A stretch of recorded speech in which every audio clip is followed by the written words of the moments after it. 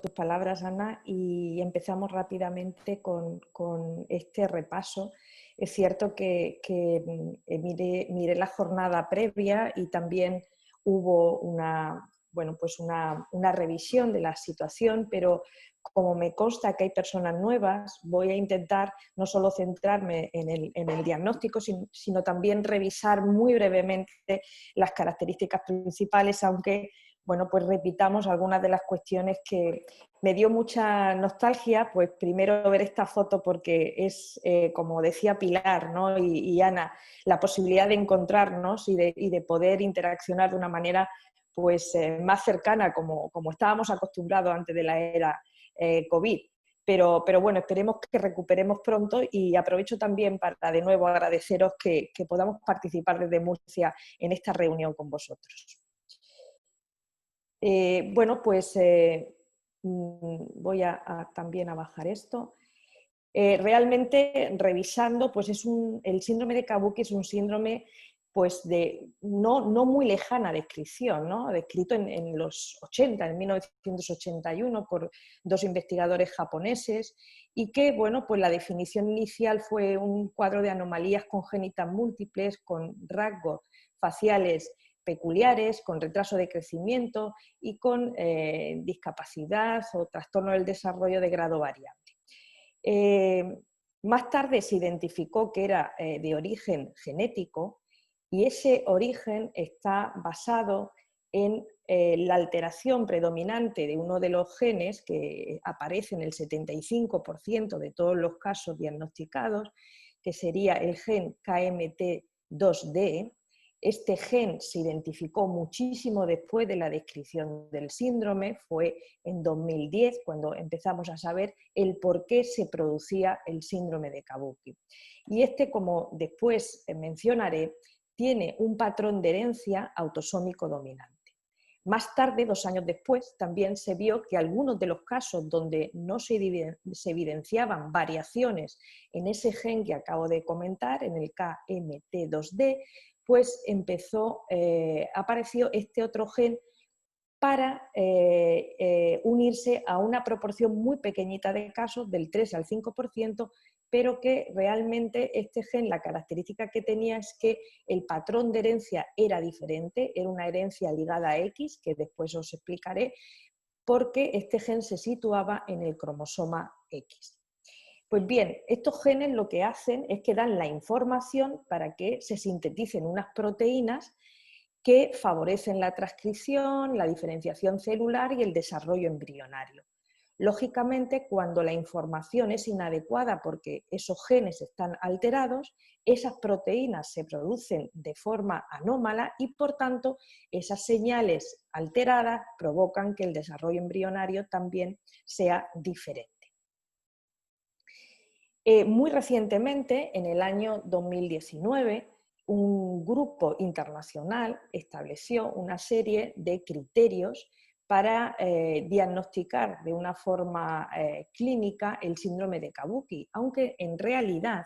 lo que más este paper nos mostraba era como una forma de identificar a los pacientes que con más probabilidad encontraríamos las alteraciones en este gen que más frecuentemente está implicado. No vamos a entrar en más cuestiones, pero simplemente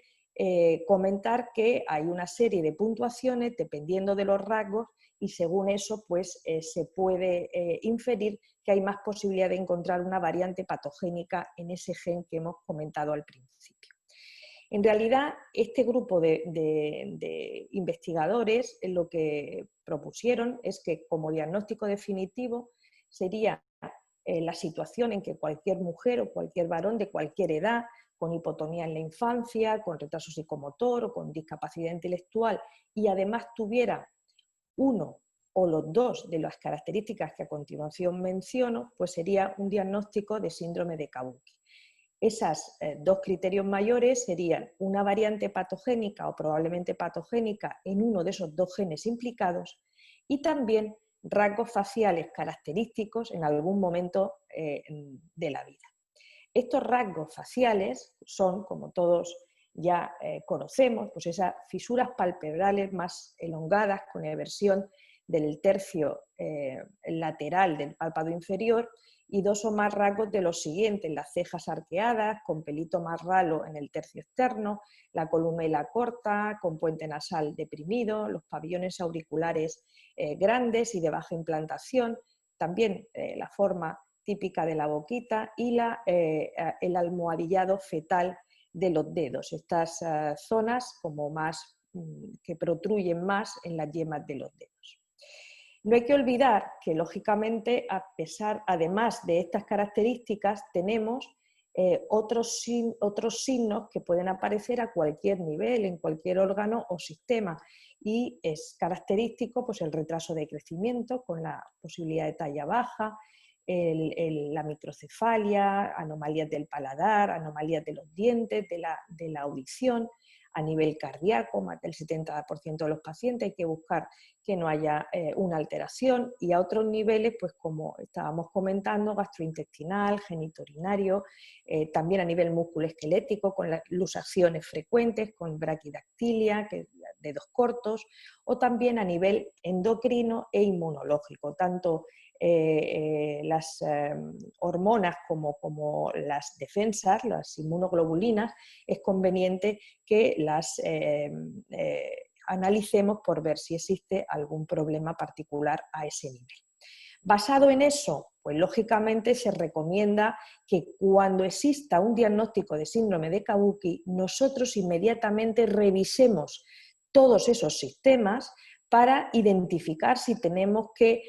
tratar alguna manifestación en particular y, sobre todo, prevenir complicaciones a largo plazo. Esto va a ser una cuestión importantísima tras el diagnóstico, por eso la importancia del diagnóstico precoz, ¿no? Hay que revisar todos los órganos y sistemas de forma basal y periódicamente cuando según se corresponda. Esto, como digo, a todos los niveles y no me paro más, después podemos hablar. ¿Pero qué se recomienda de un seguimiento a partir del diagnóstico habitual? Pues que el crecimiento se vaya valorando, a nivel oftalmológico también al menos anualmente, a nivel auditivo también anualmente, a nivel musculoesquelético, sobre todo en el desarrollo de posibles escoliosis, de ver cómo van todos los otros problemas esqueléticos, posibles luxaciones, etc. Se recomienda hoy día ya también que la función tiroidea cada 2 o 3 años la analicemos, así como pues al menos un recuento completo a nivel hematológico, y lógicamente durante la infancia, y de eso la compañera Leticia que va a exponer posteriormente también nos hablará de esa necesidad de valorar desde el punto de vista de neurodesarrollo periódicamente también tras el diagnóstico.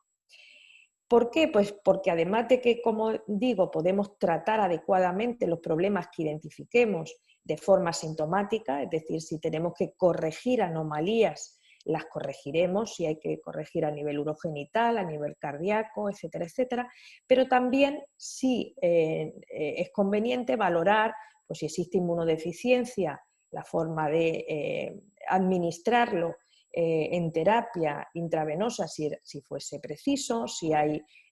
una disminución de las hormonas tiroideas, también podemos suplementarlas, con lo que vamos a mejorar el pronóstico del neurodesarrollo y también de las otras funciones que el tiroides interviene, o por ejemplo a nivel del crecimiento, que también se ve que la hormona de crecimiento podría mejorar los parámetros que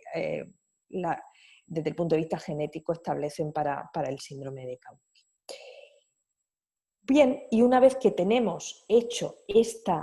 programa de despistaje de otras anomalías tras el diagnóstico clínico de Kabuki, es importante ahora identificar la base genética, porque dependiendo de cuál sea la base genética, nosotros vamos a tener que asesorar a la familia de una forma o de otra, para también, de alguna forma, explicarles el por qué se ha producido, pero también el prevenir nuevos casos que pudieran aparecer en la familia.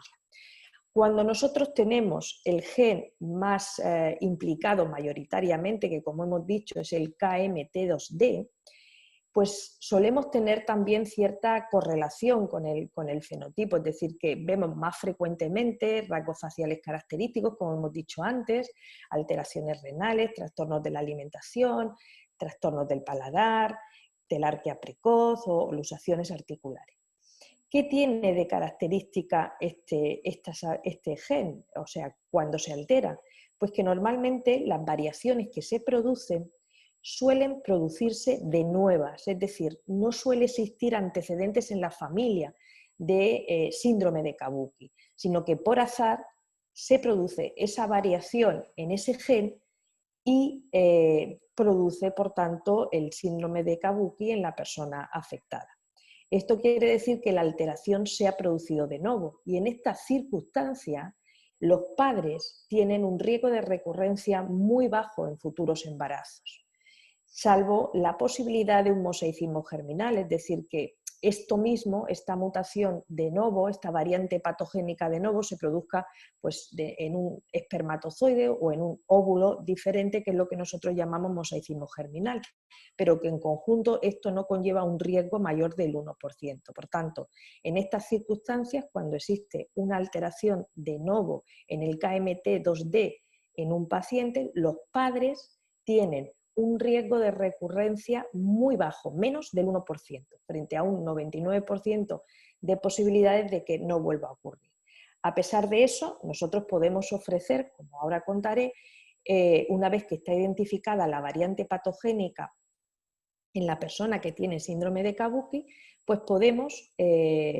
ver a nivel prenatal si ha podido ocurrir de nuevo o no. Es decir, que esto se puede ofrecer a los padres para también su seguridad.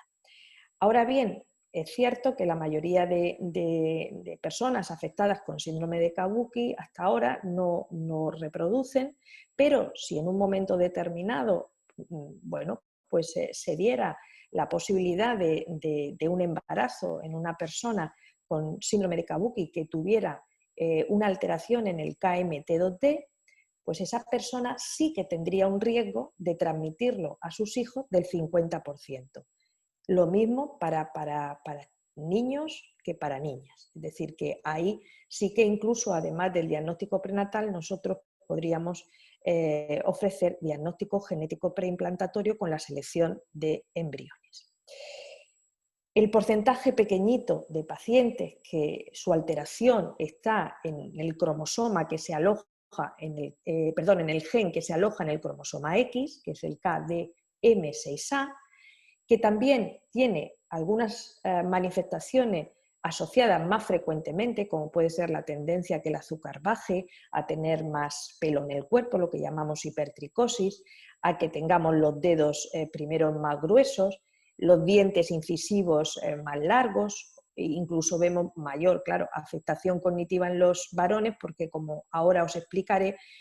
todas las enfermedades genéticas que están en el cromosoma X, la afectación en varones va a ser mayor. Pues bien, estas personas que tienen esta alteración en este gen que está en el cromosoma X, es muy importante también el análisis siempre a la madre para comprobar que no es portadora de la alteración, porque existiría para próximos embarazos de los padres de la niña o el niño afectado un riesgo del 50% de transmitirlo a la descendencia. Y eso provocaría, cuando lo heredan los hijos varones, una afectación mucho más grave, y cuando lo heredan las mujeres, pues una afectación más leve. Esto en los casos que están asociados a este gen, que como digo, en general es la menor proporción de las personas con síndrome de Kabuki, aproximadamente un 5%. Después podemos hablar un poquito sobre esto. Pero bueno, en general, cuando nosotros identificamos esta alteración, y llamo la atención también de que cualquier persona que se someta a un análisis genético, es muy importante que antes muy importante y obligatorio que antes de sacarse una analítica le expliquen qué se puede encontrar a partir de ese análisis y que además firme un consentimiento informado, entendiendo que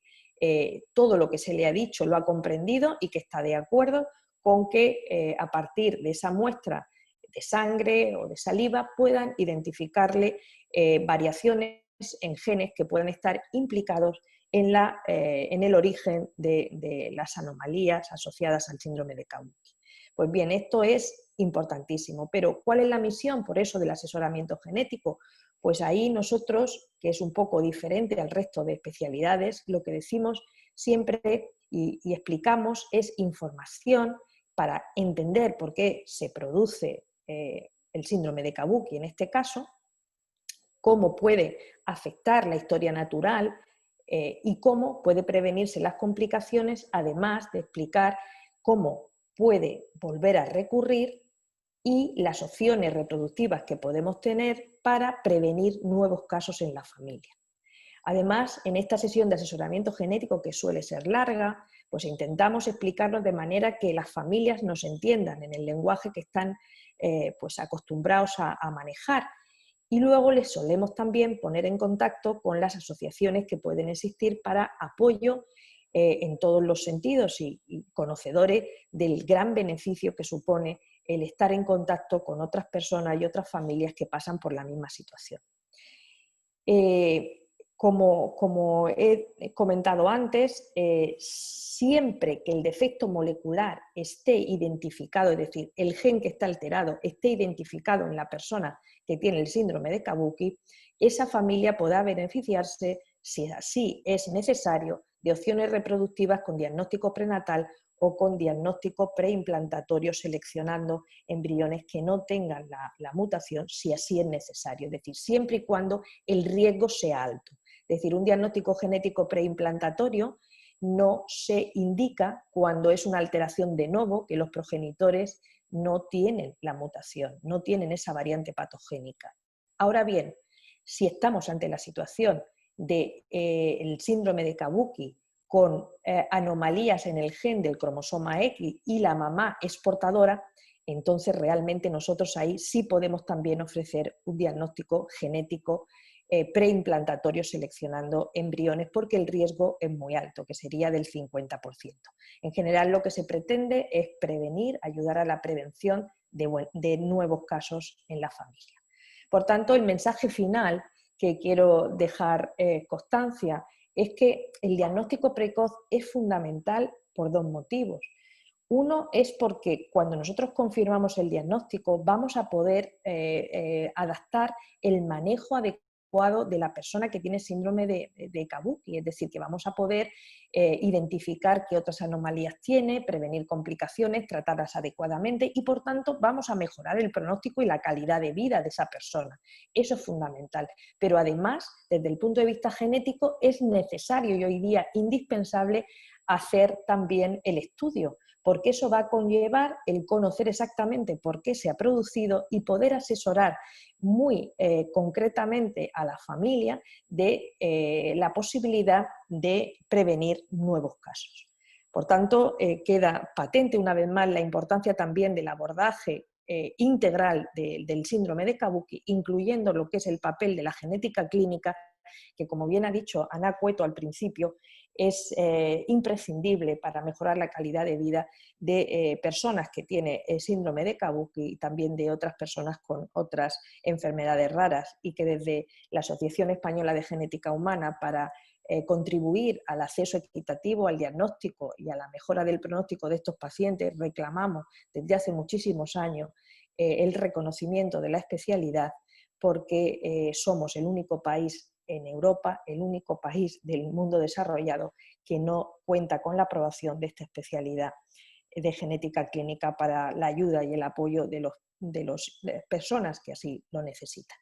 Así que acabo dando las gracias a todos vosotros con esta foto que me encanta que tenéis en la web y poniéndome a disposición para cualquier pregunta que queráis hacer a continuación. Muchísimas gracias.